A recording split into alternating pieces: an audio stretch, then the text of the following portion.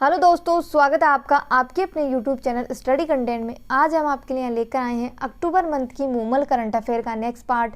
अगर आपने पिछले वाले पार्ट नहीं देखे हैं तो देख लीजिएगा जा करके, और अगर आप हमारे चैनल पर पहली बार विजिट कर रहे हैं तो चैनल को सब्सक्राइब कर दीजिए और पास में बेल आइकन का बटन है उसे प्रेस कर दीजिए ताकि आने वाली वीडियोज़ की नोटिफिकेशन सबसे पहले आपको प्राप्त हो सके।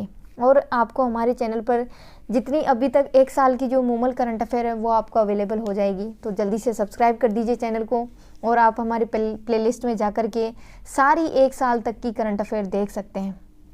तो चलिए शुरू करते हैं। इसमें फर्स्ट क्वेश्चन है कि 7 अगस्त 2021 को केंद्र सरकार ने किसे 3 वर्ष के कार्यकाल के लिए पुनः राष्ट्रीय महिला आयोग का अध्यक्ष नियुक्त किया है? तो ये किया है रेखा शर्मा को। यह है रेखा शर्मा और इन्हीं को अभी राष्ट्रीय महिला आयोग का अध्यक्ष नियुक्त किया गया है। बात करें राष्ट्रीय महिला आयोग की तो इस आयोग की स्थापना 31 जनवरी 1992 को की गई थी। यह आयोग महिलाओं की शिकायतों का निवारण करता है, महिलाओं की सुरक्षा संबंधी जो कानून है उनको सुनिश्चित करता है, उनके अधिकारों के लिए जो है काम करता है यह आयोग। बात करें इस आयोग की संरचना की तो केंद्र सरकार इसमें 5 सदस्यों को जो है मनोनीत करती है, जिनमें महिलाएं भी जो शामिल होना आवश्यक है। बात करें इस जो आयोग है इसको, तो ये आयोग किसी भी मामले में जब जांच करता है तो इसे दीवानी अदालत जो होती है उसके अधिकार प्राप्त होते हैं। और ये आयोग है प्रतिवर्ष सरकार को प्रतिवेदन भेजता है। नेक्स्ट क्वेश्चन है इसमें कि zoological survey of India ZSI की पहली महिला निदेशक नियुक्त की गई है, तो ये की गई है घृति बनर्जी। यह है घृति बनर्जी और इन्हीं को अभी जूलॉजिकल सर्वे ऑफ इंडिया की पहली महिला नियुक्ति जो निदेशक है वो नियुक्त किया गया है, तो ये किया है घृति बनर्जी को। बात करें जूलॉजिकल सर्वे ऑफ इंडिया की तो इसकी स्थापना 1916 में की गई थी। इसका मुख्यालय कोलकाता में है।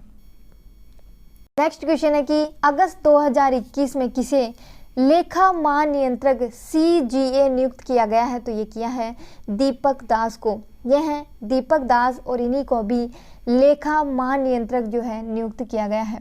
ये देश के 25वें लेखा महानियंत्रक होंगे और यह केंद्रीय वित्त मंत्रालय के वे विभाग के तहत लेखा महानियंत्रक भारत सरकार का प्रधान लेखा सलाहकार होता है, जो मुख्य तौर पर तकनीकी स्वरूप से सुदृढ़ जो है प्रबंधन लेखा जो प्रणाली है उसकी स्थापना करता है, उसका रखरखाव करता है।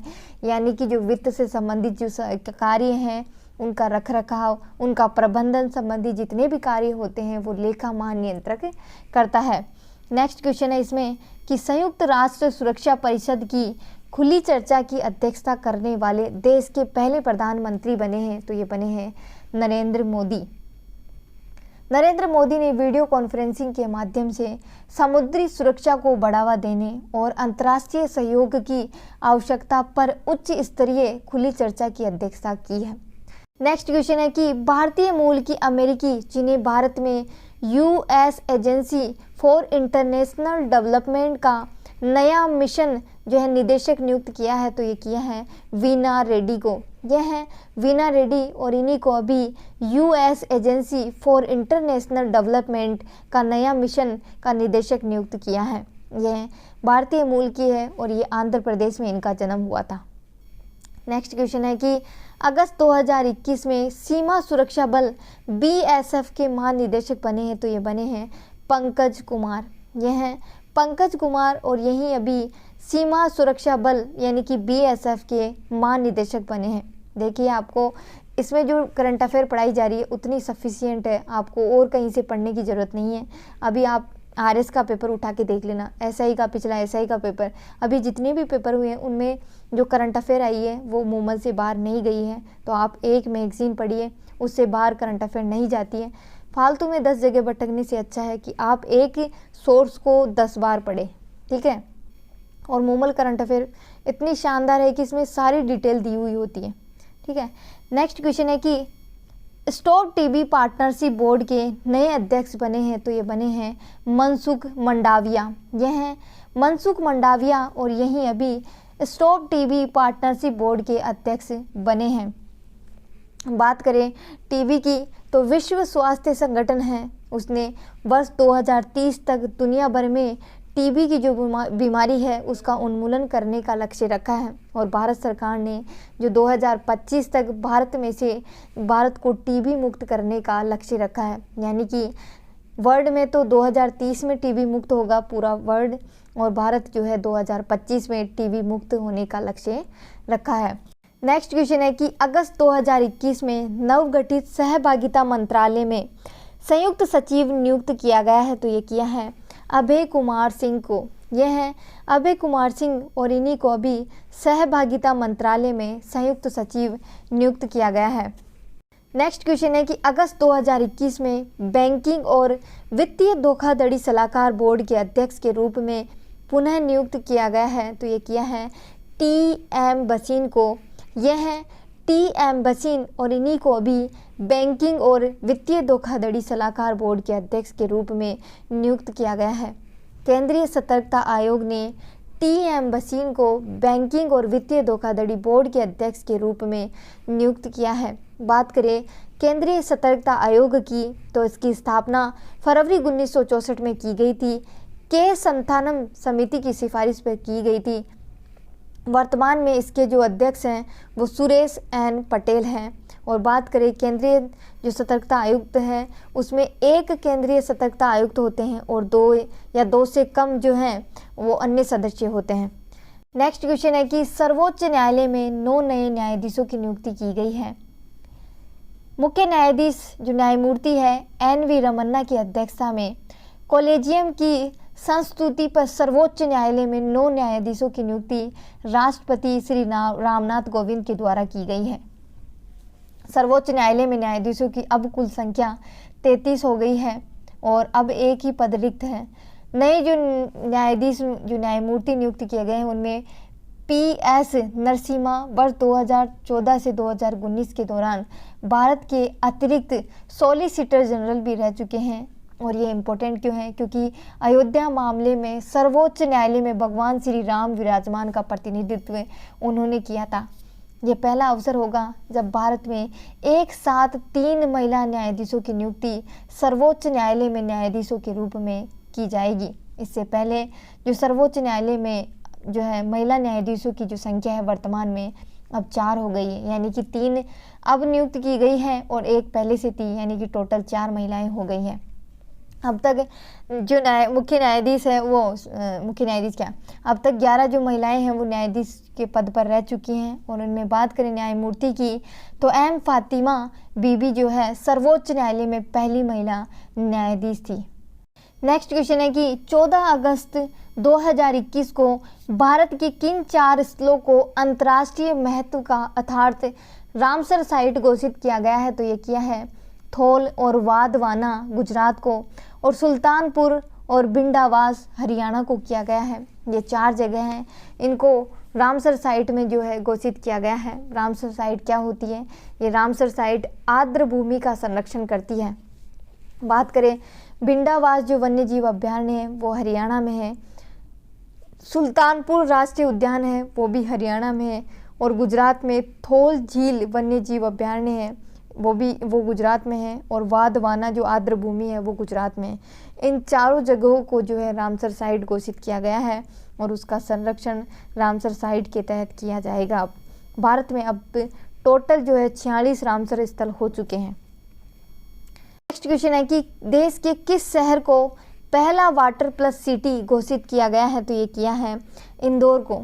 अच्छा, ये जो वाटर प्लस सिटी है वो घोषित किस आधार पर करते हैं, तो ये जो ODF डबल प्लस होते हैं, यानी कि ODF प्लस प्लस जो मानकों को पूरा करते हैं जो शहर, उन शहरों को, और साथ ही जो गंदगी की जो चीज़ें हैं उनको ट्रीट करके, यानी कि जो गंदा पानी है उसको साफ़ करके और फिर जो है बाहर छोड़ते हैं, और साथ ही जो ट्रीटेड जो वेस्ट होता है उसको फिर से यूज़ करें, उन शहरों को जो है वाटर प्लस सिटी घोषित किया जाता है। और देश में सर्वप्रथम वाटर प्लस का जो टैग है पाने वाला जो इंदौर है वो बन गया है पहला शहर।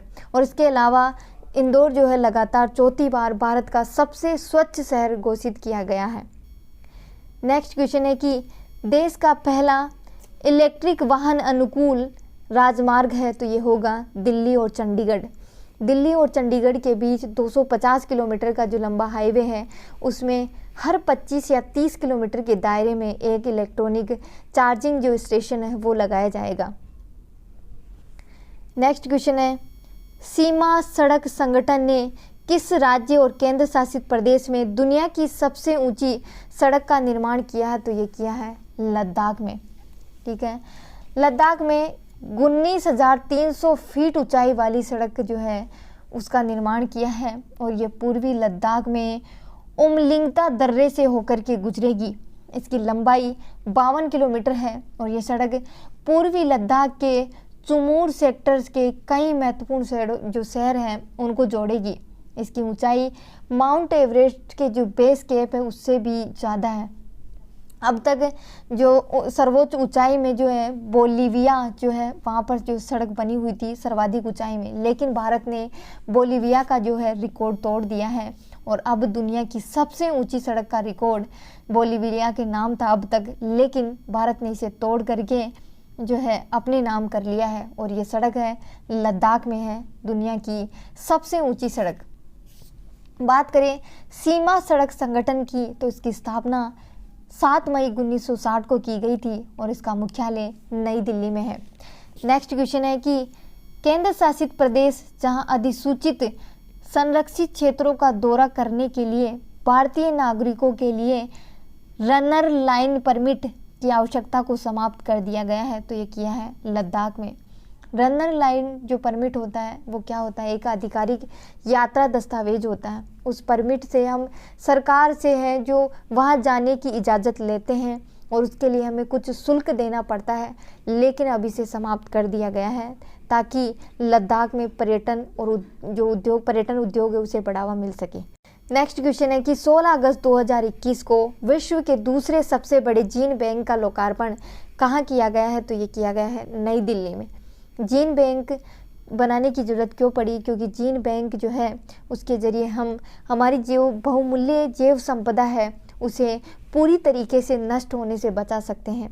आए दिन जितनी भी आए दिन आपदाएं आती रहती है, बाढ़, भूकंप, सुनामी, उनसे जो हमारी प्राकृतिक धरोहर है वो समाप्त ना हो, वो पूरी तरीके से नष्ट ना हो, उसे बचाने के लिए हमने जीन या सीड बैंक है वो बनाए हैं। नेक्स्ट क्वेश्चन है कि भारत में पहली बार छोटे विमानों और हेलीकॉप्टरों के उत्पादनों के लिए जो है किस राज्य में प्लांट लगाया जा रहा है तो ये लगाया जा रहा है गुजरात में। नेक्स्ट क्वेश्चन है कि एनटीपीसी ने देश की सबसे बड़ी फ्लोटिंग सोलर पीवी परियोजना की शुरुआत कहाँ की है तो ये की है विशाखापट्टनम आंध्र प्रदेश में की है। नेक्स्ट क्वेश्चन है कि भूकंप अलर्ट ऐप लॉन्च करने वाला देश का पहला राज्य बना है तो ये बना है उत्तराखंड। उत्तराखंड जो है वहाँ के लोगों को भूकंप आने से पूर्व ही इस ऐप के जरिए है जो चेतावनी मिल जाएगी और उत्तराखंड देश का पहला राज्य बन गया है जिसने इस तरीके का ऐप लॉन्च किया है। राज्य आपदा प्रबंधन प्राधिकरण और आपदा प्रबंधन विभाग एवं भारतीय प्रौद्योगिकी संस्थान IIT रुड़की के सहयोग से इस ऐप को विकसित किया गया है, ये भी आपको याद रखना है। नेक्स्ट क्वेश्चन है इसमें कि अगस्त 2021 में भारत के सबसे ऊंचे हर्बल पार्क का उद्घाटन कहाँ किया गया है तो ये किया गया है उत्तराखंड में। उत्तराखंड का माणा गांव है वहाँ पर किया गया है और ये 11,000 फीट ऊंचाई पर स्थित है। क्वेश्चन है कि राष्ट्रीय शिक्षा नीति 2020 को लागू करने वाला देश का दूसरा राज्य बना है तो ये बना है मध्य प्रदेश। इससे पहले कर्नाटक जो है राष्ट्रीय शिक्षा नीति 2020 को लागू कर चुका है और अब मध्य प्रदेश के द्वारा जो है राष्ट्रीय शिक्षा नीति जो 2020 है वो लागू की जा रही है। इसके तहत क्या होगा कि पहले जो नीति थी वो 10+2 के हिसाब से चलती थी, लेकिन अब 5+3+3+4 के जो है उसके अनुसार जो है जो नई शिक्षा नीति लाई गई है। नेक्स्ट क्वेश्चन है इसमें कि देश का पहला स्मोक टावर कहाँ पर लगाया गया है तो ये लगाया गया है कनॉट प्लेस नई दिल्ली में। नेक्स्ट क्वेश्चन है कि 100% वयस्क आबादी के टीके की पहली खुराक देने वाला देश का पहला राज्य बन गया है तो ये बना है हिमाचल प्रदेश। नेक्स्ट क्वेश्चन है कि 4 अगस्त 2021 को आर्थिक मामलों की मंत्रिमंडलीय समिति ने स्कूली शिक्षा के लिए किस योजना को वर्ष 2025 से 26 तक जारी रखने की मंजूरी प्रदान की है? समग्र शिक्षा योजना 2.0 को, समग्र शिक्षा योजना 1.0 है को वर्ष 2018 में लॉन्च किया गया था। केंद्र और जो राज्य सरकार है उनके द्वारा इसे वित्त पोषण दिया जाएगा, जिसमें केंद्र की भागीदारी 60% होगी और राज्य की भागीदारी 40% होगी। इस योजना के तहत आने वाले कुछ वर्षों में जो है स्मार्ट कक्षाएं जो है वो स्थापित की जाएंगी, बाल वाटिका है वो स्थापित की जाएगी स्कूलों में, और जो प्रशिक्षित जो शिक्षक होंगे उनकी व्यवस्था की जाएगी और साथ ही उन्हें स्किल भी सिखाई जाएगी।